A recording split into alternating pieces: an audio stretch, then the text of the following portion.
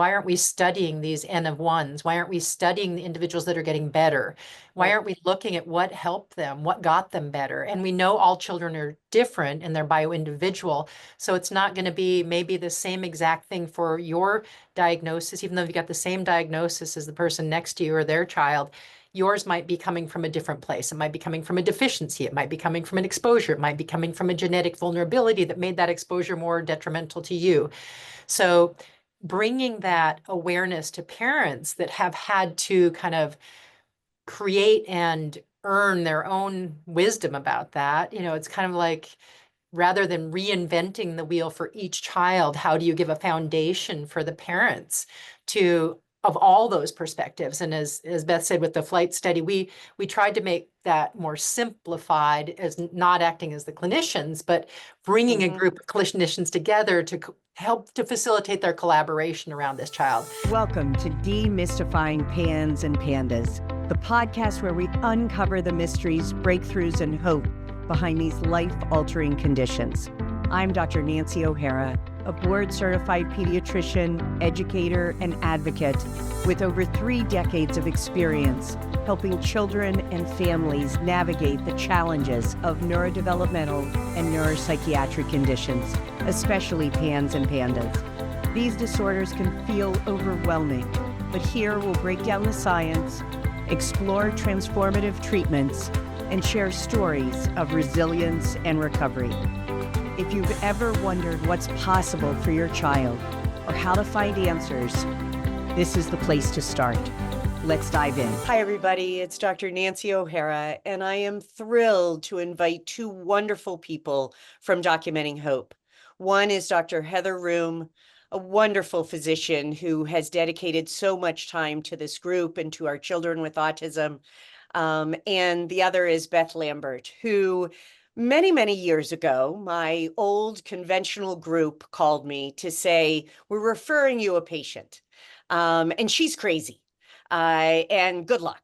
And that person was Beth Lambert and her wonderful children. And Beth is anything but crazy and has taken everything she learned in the functional medicine world for her own family and taken it to so many new heights with Documenting Hope and all of the work that they are doing. So I'm thrilled to welcome both of you guys. Thank you, Nancy. It's great. So can you just introduce yourselves and how you got here to what you're doing today? Sure, I'll start. So Beth Lambert, I'm the founder and executive director of Documenting Hope. And as Nancy mentioned, I started this whole journey because I had a child who had health issues, actually 2 children had health issues, and I landed in your office, right? And that's how the whole journey began, where I was introduced to the idea that many of these conditions that we believe are intractable, that there's nothing you can do, are actually treatable.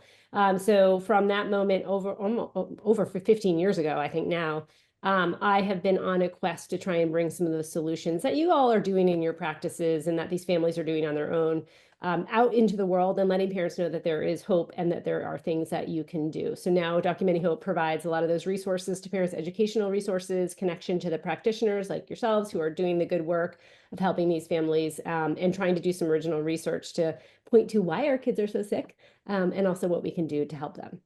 Yeah, and with it's amazing. I'll lead it to Heather to do her intro. Yeah. Thanks, Beth. It's wonderful to have Beth as our director, and the vision kept alive, that there are people that really need to hear that there's hope for their children and that they can be a part of the hope for other people's children as well. So that has been an underlying thread that has really driven all of us in that mission in our work at Documenting Hope. I'm a family physician trained in Western medicine, medical doctor, so I have seen all ages throughout my career. And I stumbled upon, in some ways, the pediatric world of biomedicine or bioregulatory medicine, or whatever we called it, biologic medicine at the time, before that was a bit co-opted by the pharmaceutical companies, as a form of drug. But looking at the reversibility of, as Beth said, symptomatology in children with chronic illness, autism and otherwise. So the early movements with people like you speaking, Nancy, and I remember visiting your office probably 15 years ago as well, right? When you were delving in deeply to other means of looking into what is disrupting this child's life and how do we go about regulating that or setting that straight for them. So um, that movement of doctors who were seeing and other practitioners and researchers that were seeing children have their health and lives reversed in a positive direction. And as Beth said, with sometimes what we think of as irretractable conditions, really led me deep into that as a lens to medicine, not just for children, but for adults as well. That across the board, the things that were impacting our children were having impact also on our adults. And so it not only gave hope in the world of pediatrics, but in the world of all ages. You know, so many things that we kind of took for granted that you're just a bad luck diagnosis. So in my practice, I really leaned into all the things I was learning through this movement of people like yourself who were teaching out there and saying, this is something we can do something about. We can address all the different systems of the body because they're all interfacing. You know, we can look at the intestinal tract as affecting the mental health. We can look at toxins in the environment and or our diets, that kind of thing, as how they're impacting our functionality. So that to me became like a blue book or, you know, a model for how I saw medicine. So Beth came into my life when she wrote her book, Compromised Generation. And I said, oh my gosh, she's writing about this very thing that I'm seeing as well. And I support her work. I think what she's doing is amazing. So I was always on the sidelines supporting it as an advisor, you know, as you have over the years too. And then formally joined as the medical director when we kind of got deeper into the science of what's happening with our kids. Yeah, and so important, and so just the name documenting hope is so impactful, and I think so important, and you're doing so much to maybe uncover the root causes for more people. So let's start by talking a little bit about the CHIRP study and its potential for uncovering root causes, contributing factors, even in PANS, PANDAS, and autoimmune encephalitis. Yeah, I'll dive in on that. So there is so much medical literature, as you know, that points to various environmental factors that are related to, correlated with, precipitating all these diagnoses, autism, PANS, PANDAS, autoimmune conditions, what have you. But no one's really looking at kind of the total picture. They might be looking at like, okay, what do antibiotics do and how that affects health outcomes? What does BPA do, you know, in terms of somebody developing autism? So it's like this really singular, you know, one cause, one effect kind of mentality. And we've all known for a long time that it's not really about one thing. It's about many things. It's a cumulative and synergistic effect of living in the modern world that's creating an entire generation of sick people, but certainly most importantly, sick children, like nothing we've ever seen. And so we designed a study called the CHIRP study, which stands for Child Health Inventory for Resilience and Prevention. And what this study was meant to do was survey how families are living in the modern world. It's really actually focused just on the United States because each country is, you know, has its own cultural way of living. So we're starting in the United States. And it's the most comprehensive environmental health survey that I know of that asks parents to fill out. It takes several hours. It's a survey that asks about preconception health of the family. It talks about prenatal health. It talks about the neonatal period and what kinds of exposures might the child have. Was the child in the NICU? Did the child get, you know, skin-to-skin contact after birth? Like all the little minutia of daily life and potential exposures. It, you know, it takes a broad survey. And then we take that data. We've been running that study since 2018, and we've gotten some preliminary data, not enough to publish on yet, but we're hoping to enroll as many people as possible so that we can have enough to publish on. But we've taken that preliminary data to say, okay, well, what is it that causes autism? What is it that causes ADHD? And what's the difference? You know, and one thing I think we can say, again, preliminarily, is that it truly is the total load of modern living that is creating this epidemic of chronic health conditions in our kids. So we have a lot of work to do on the CHIRP study, but it does get us closer to understanding the root causes. And it really allows us to lean into this understanding that it isn't one thing, it's many things. And this, sort of the combination of those many things will manifest in some kind of disease, diagnosis, symptoms, et cetera. So lots of work to do there, but it's a really exciting platform that we're going to continue to build on. Yeah, and I think it's so important because you're right, especially in conventional medicine, we look for one-to-one, if this, then this. But in our bodies, in our world, it is a total load theory. I mean, in our kids with PANS PANDAS, it's not just strep. It's their gut health, their immune health, their lack of immune tolerance that leads to that strep infection causing the neuropsychiatric symptoms. But we have to understand that total load, because if it's an immune intolerance, well, they're not going to do well with the mold in their basement or the pollen or the horrible diet that they may have fallen into. So I think that study is so vital to getting at all that little, what may seem like minutia when people are filling out all of this data, but it's really important in uncovering all the contributing factors. Yeah, Yeah. and technically it's a questionnaire, so it's over 1,000 questions right now as it stands. We're doing some revision to make it even more streamlined for data purposes. But it's so mixed together. It's not looking for it's creating an opportunity to collect as much data as possible and then start to find patterns within that data, as opposed to, like you said, that very linear form of research. And probably, practically speaking, that type of linear research is much easier. So Right. it's hard to do. It's hard to do something that's more that doesn't throw the noise out in the background. And we know from science, you start to throw the noise out and you actually might be missing part of the patterns that are so important. Like we used to throw the junk DNA out because, oh, that's not functional DNA. And then we realized that's actually DNA that's informing the rest of the Right. DNA. So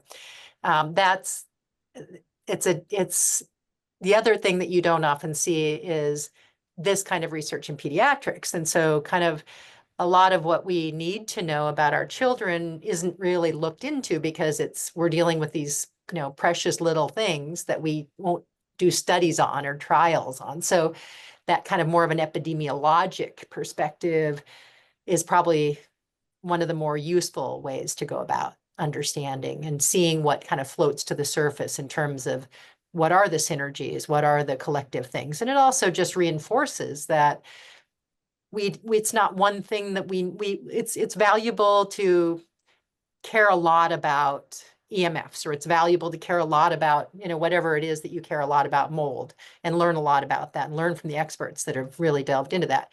But it's even more important to just say everything matters some. Yeah. And so how do we take the total load down and give this body a chance to breathe a little bit, because it has the fundamental components to be an amazing human body. It Yeah. really, we come with the fundamental components. So how do we, in a way, it's the Michelangelo quote, when asked, how did you ever create the David out of that block of marble? And I think Michelangelo said, well, David was always in there. I just chipped away the excess.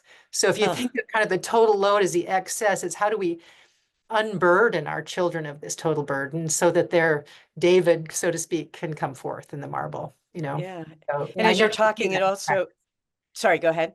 no, I know you see that in your practice, the beauty of what we didn't know was possible in the healing of these children.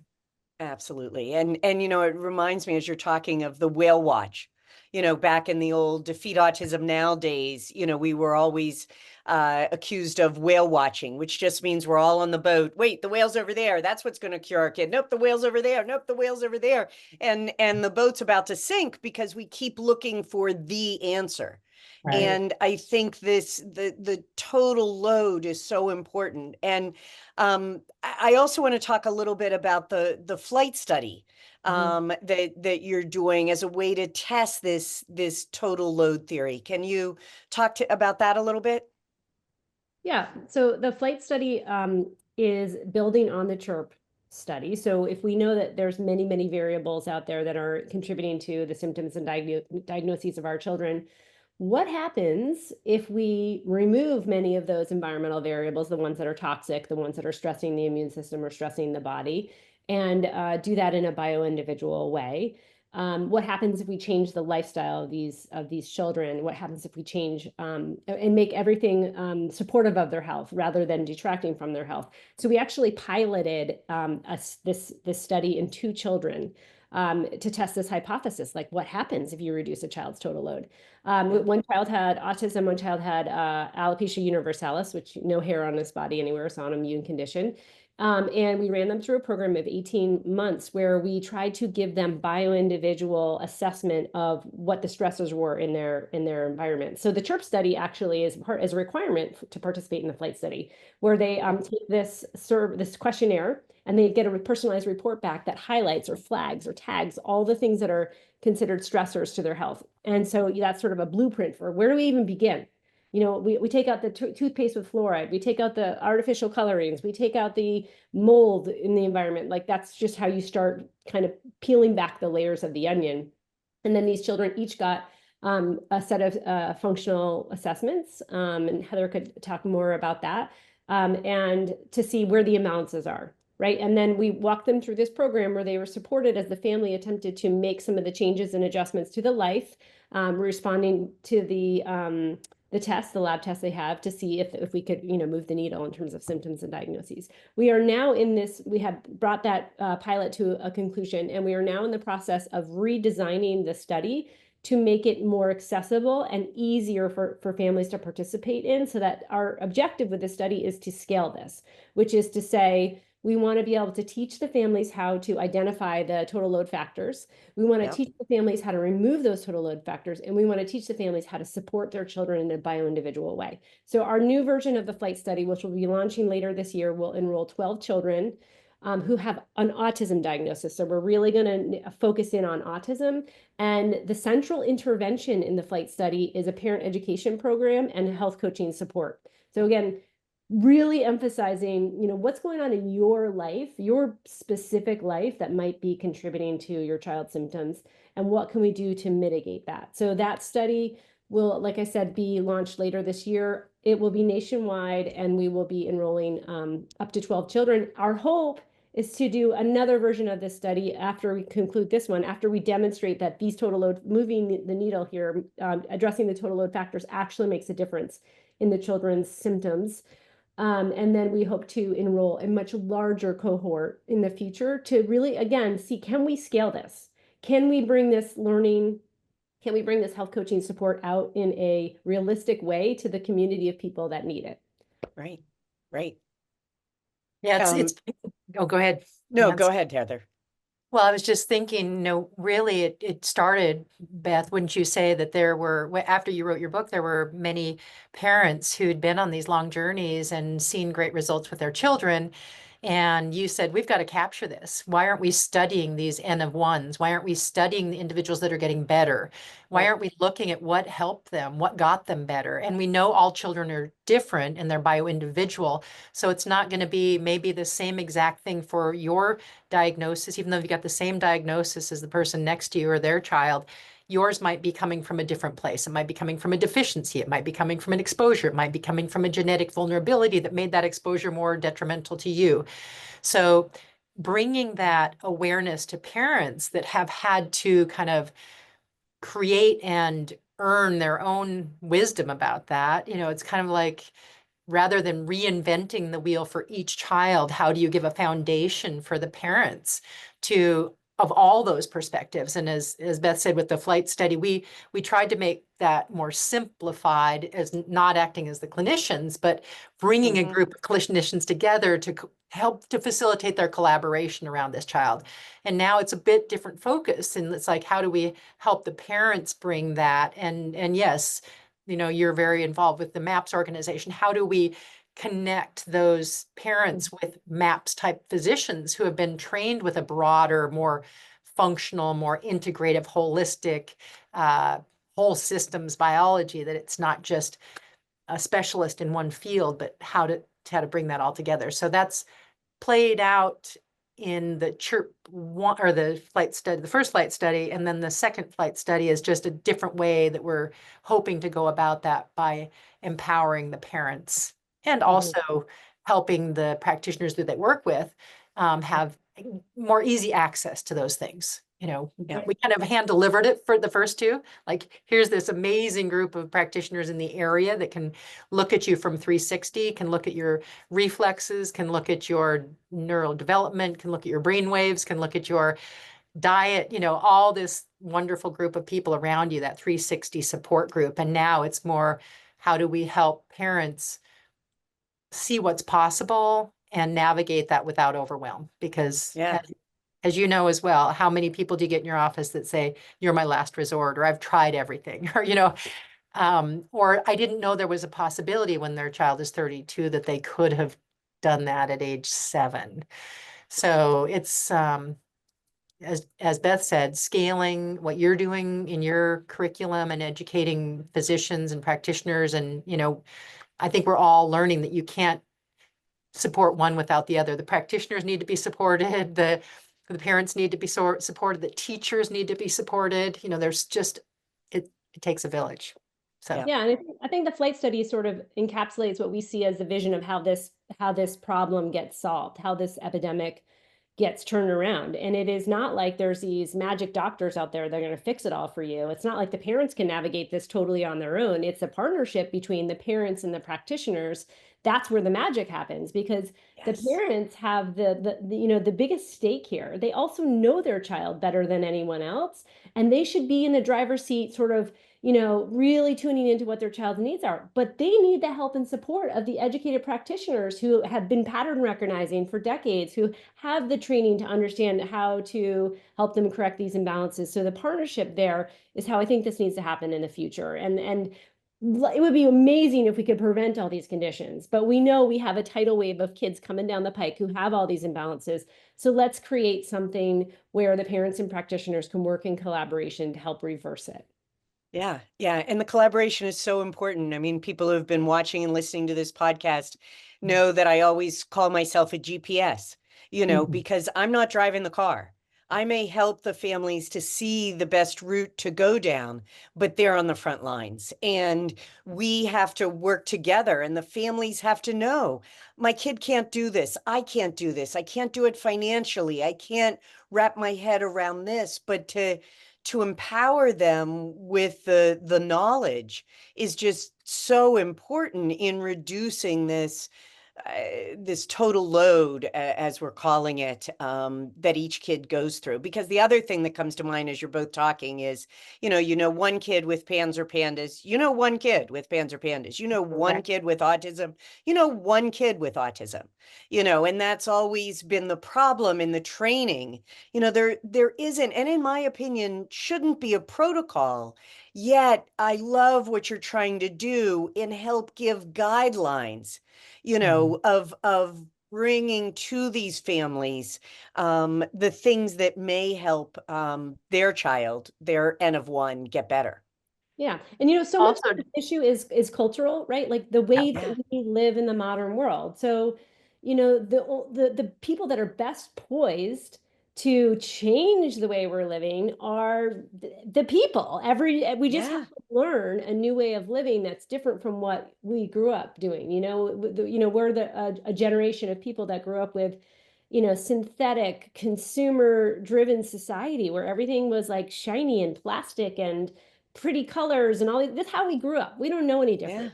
So it's an educational gap which we have to close. And I think that the parents are thirsty for that information. They're looking for that information. So that's where we're hoping to fill in, is give them that information. And beyond the information is the practicality. I think there's a couple things. One, people need to know they're not alone, because there's, like, in the siloed way that we've kind of even handled medicine, you know, you go off to this specialist and that specialist, and there's not crosstalk between them, but just like there isn't an understanding of the crosstalk in the body between different systems. So one is to have a lens to see that, you know, but to bring the conversations together into a community and know that you're not alone. And that there are actionable steps. So it's one thing to have knowledge, but great, I can't access that specialist, Right. It's not that. Like there are concrete things. We wrote a paper not too long ago, and you see the way that it was just a case report. It wasn't a study, but it was, looking at what parents in and of themselves, how much they move the dial by the steps they took, practical steps into their diet and lifestyle primarily. Yeah. Those And practical steps that we can all do that aren't out of reach. There's a right. place to start and you're not alone.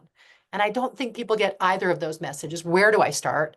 And I'm the only one that's, you get a diagnosis. I just had a parent in the other day, and it was like, I got the diagnosis, your child has autism, and then they closed the door because they didn't have anything else to tell them. They just said, Right. yep, it's sure enough, see ya. Yeah. So that's rough, Yeah. when no navigation, no guide, as you said. And so it isn't that you're guiding them all to one way of doing it. It's you're just opening up that there are possibilities and think so much that we can take into our own hands. Right. And we're putting our belief in that in this study, because it's not about making sure that they do see this kind of specialist or that kind of specialist. That may or may not happen with all of these kids, but we're testing the hypothesis that if you get that support around, the lens of what resources are available to you, and think of them in the context of your whole child and your family. And that's one other point that I wanted to make, is that that child is not isolation.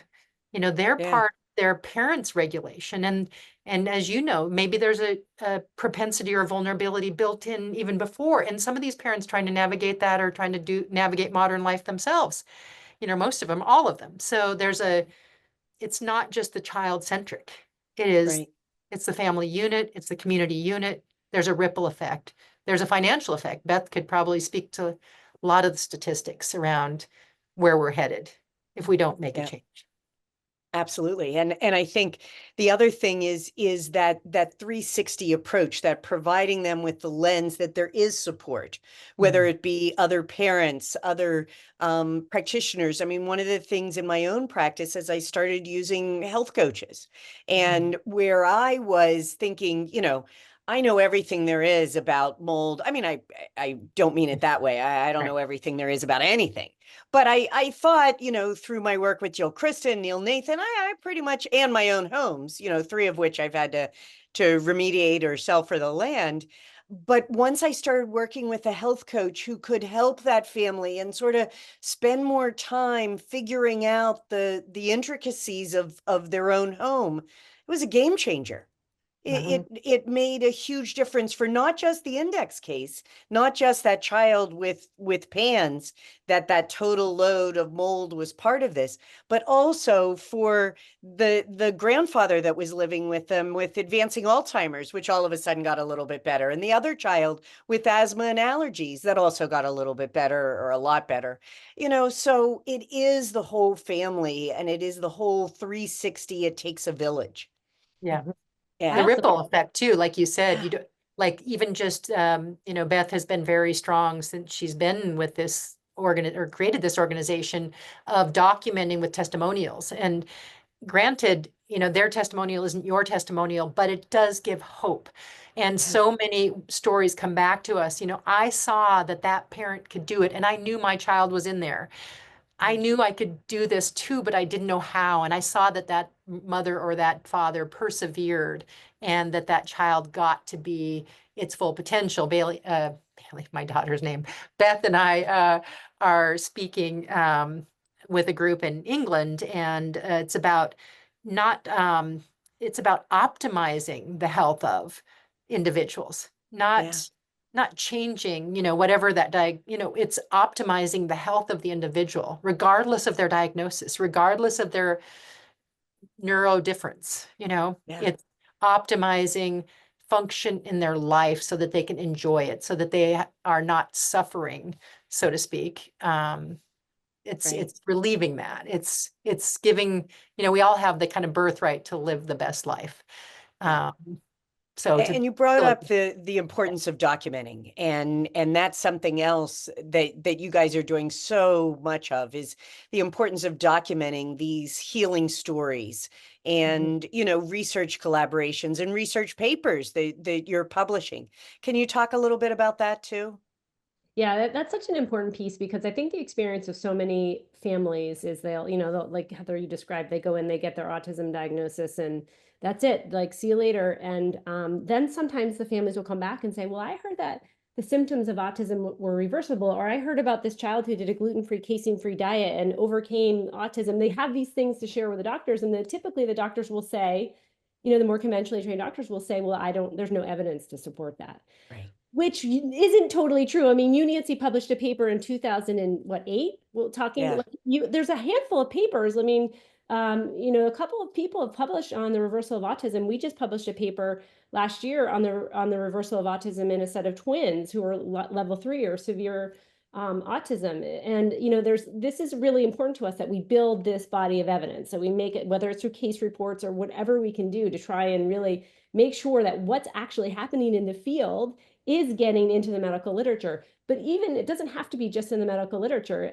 We have been documenting on our website for 15 years the stories of people who have overcome all kinds of conditions, not just autism or PANS PANDAS, but life-threatening food allergies and rheumatoid arthritis and MS, and like all these things that everybody hears that there's nothing you can do about other than take some biologics or take some kind of pharmaceutical symptom suppressive therapy.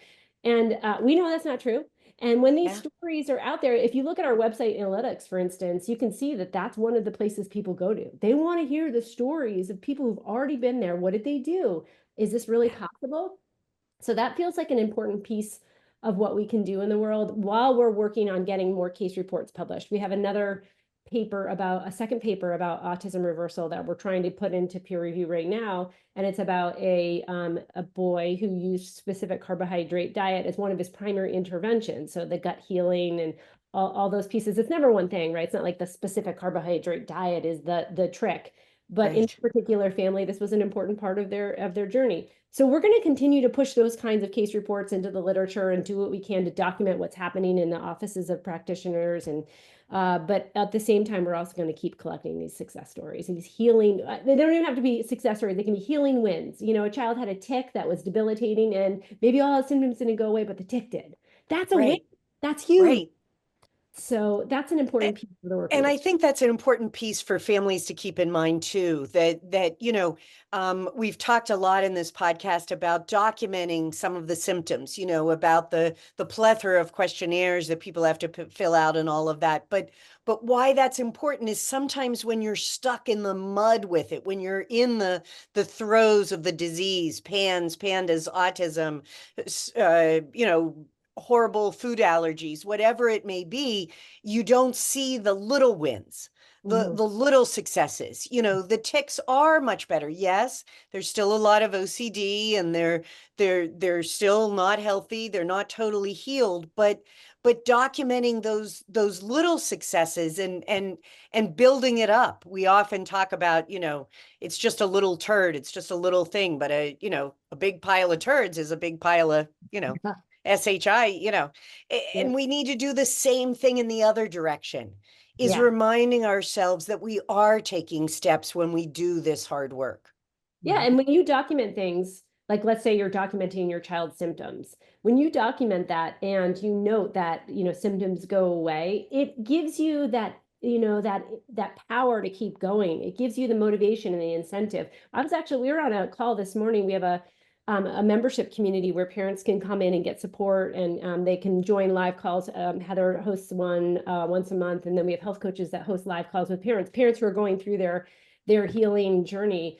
And one of the parents was like, we're stuck. We're not making any progress. We're not making any progress. And then as we sort of unpacked what this child was doing, the parent all of a sudden self-reflected and was like, oh, actually, yeah, no, he no longer has that symptom anymore. So it was like, if you were documenting these things, you would be aware of the little wins, and then you'd see the trajectory you're on, and you'll see you're going up, you're going on the right path. Right. So it's important for documentation in terms of gathering evidence for posterity, for publications, all that, putting the science behind this work, but it's important for your own motivation and your own inspiration. If you can see that you're making changes, it keeps you going. Exactly. The other aspect Yeah. of that, Beth, is the patterns, because just like the CHIRP questionnaire is for us to look at all of this information in context and see patterns. And as you, I know, did with your own children, you log their diet and their diet changes and things like that, and you log what other symptomatology they're having. And Nancy knows this also from being a doctor, that people forget what went away that wasn't pleasant, even if that's what they came to you for in the first place. It's because now there's something else that's bothering them, and maybe they've already taken care of the first thing. So yes, to keep track of the wins, but also to start to look at patterns. Like, I would have never thought of that, but every time we go to grandparents, the symptoms are lower. Is it because grandparents are relaxed, or they're getting a different diet, or there's no mold there? Like, Right. there's a pattern that starts to emerge that's like, that's so strange every time. Or I notice if this happens first, or it's when we're in that car, like, you start, not that you have to, we had one person at our conference say, I stopped writing everything down because I'm such a type A person that I was documenting so much that it was making me crazy. So you have to find the balance of keeping track of some things that are changing, like symptom list, intervention list, change of medications or supplements, or bringing in a new modality. So those kind of big shifts that you can, if you can capture that, even that, smiley face, frown face, how did they wake up this Yeah. morning? Yeah. And a They scale of self-potty 0 to train, 10 or 0 to 5, or, right? Something.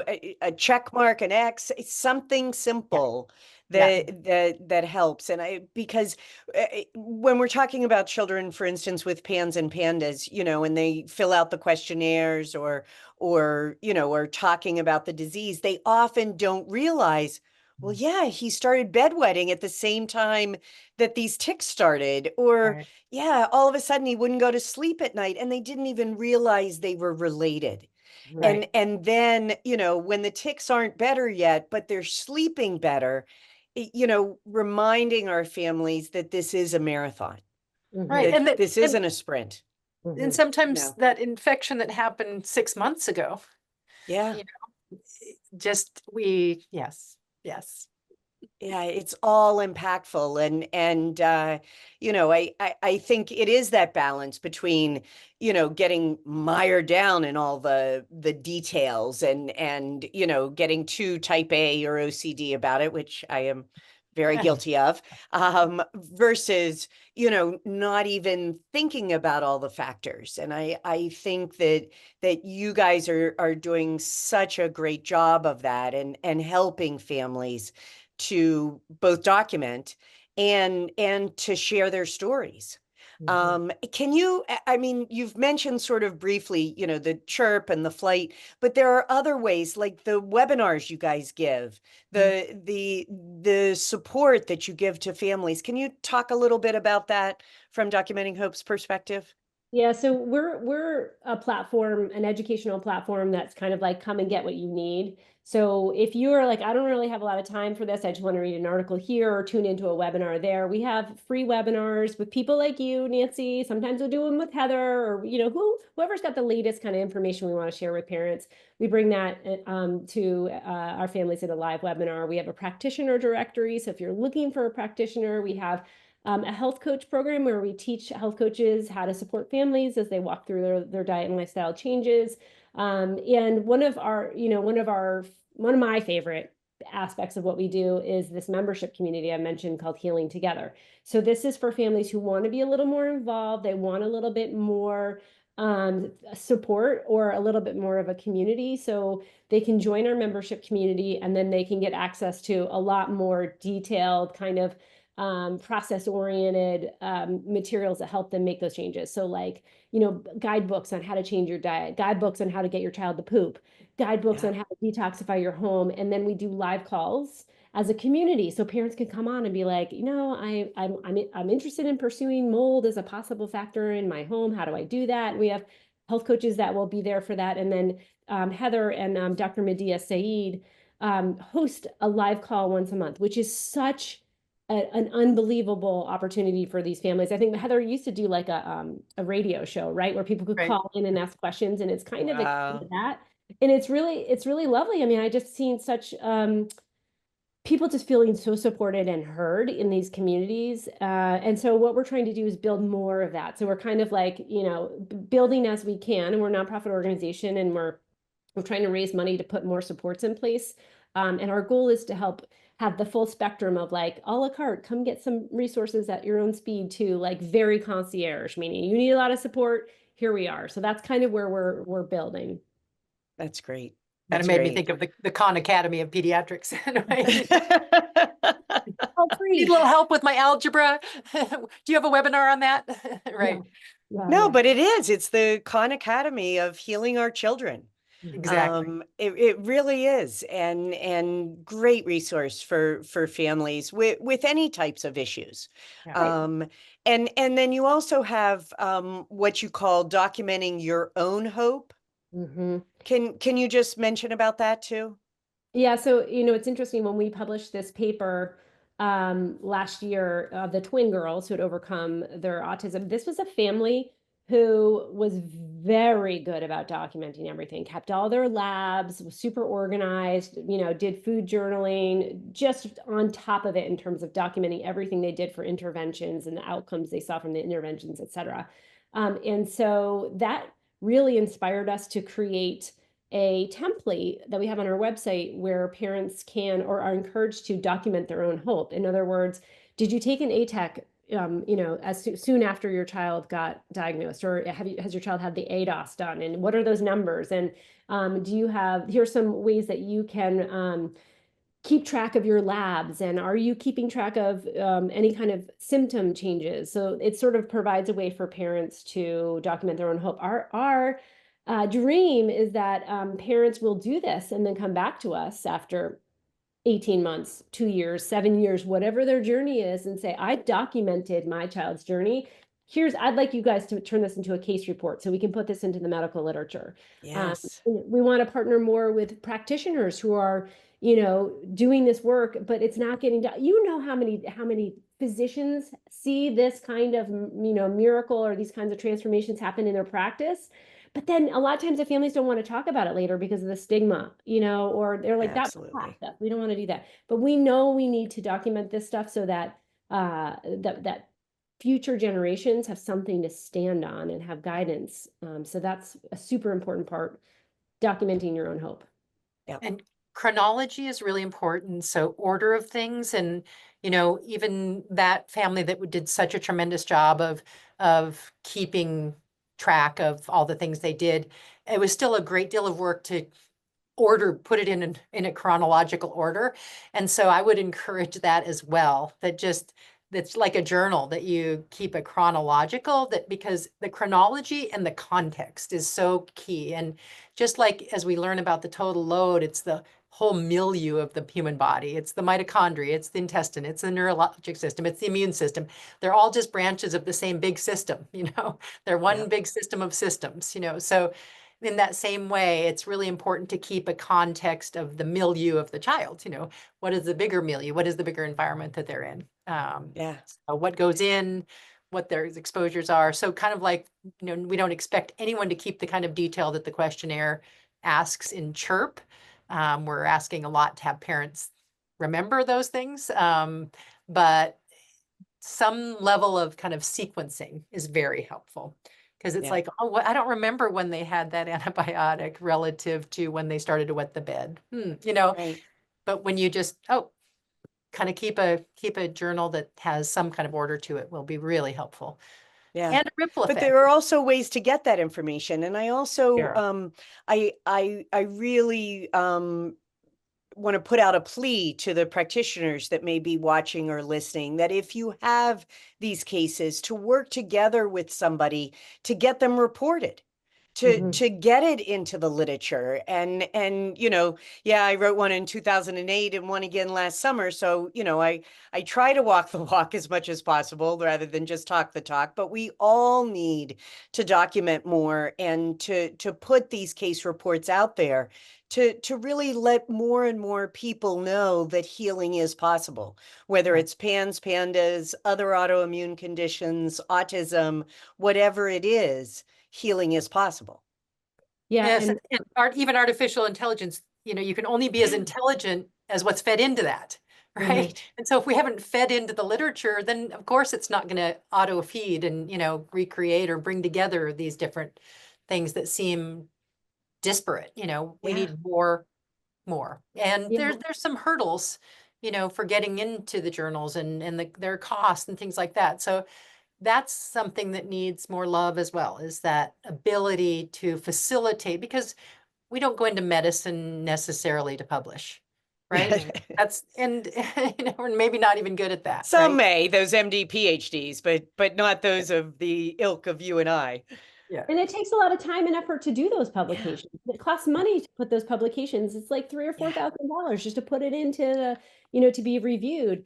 And that's actually, we're raising money so that we can do more of that. So we can partner with those practitioners who do want to publish. And our scientific director, Dr. Chris D'Adamo, he's published over 100 papers, and he knows sort of how this whole process works. And if there are practitioners out there who have good case reports they'd like to do, we're trying to raise money to make that happen. We're, and Chris Dinamo can certainly help facilitate that process.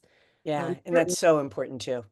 And Mhm. we're also, Nancy, reaching into government data like CDC and NHANES. And so, there's a lot of data collected that is not being utilized for the use of knowledge or moving medicine forward. It's just because nobody's tapping into it and taking a look at it, what kind of patterns are happening there. So we're very, excited about that possibility and exploring, what's these large amounts of data that aren't generated by us, that have already been, captured and just haven't been looked at through the lens of total load, for instance.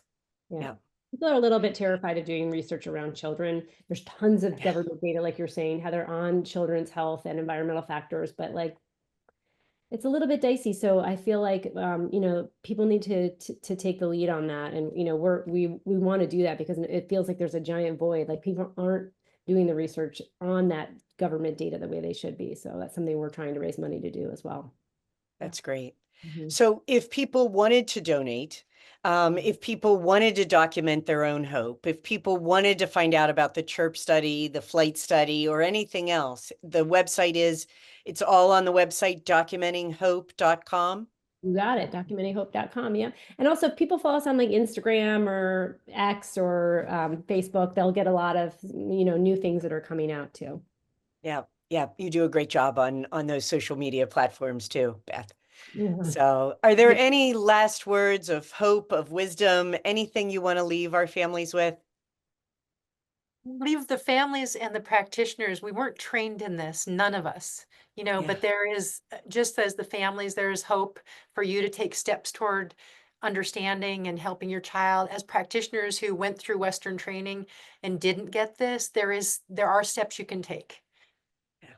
Yeah. Yeah. And the last thing I would say, for any parents that are listening, is believe in your child and believe in your Yeah. child's capacity to heal and your family's capacity to heal.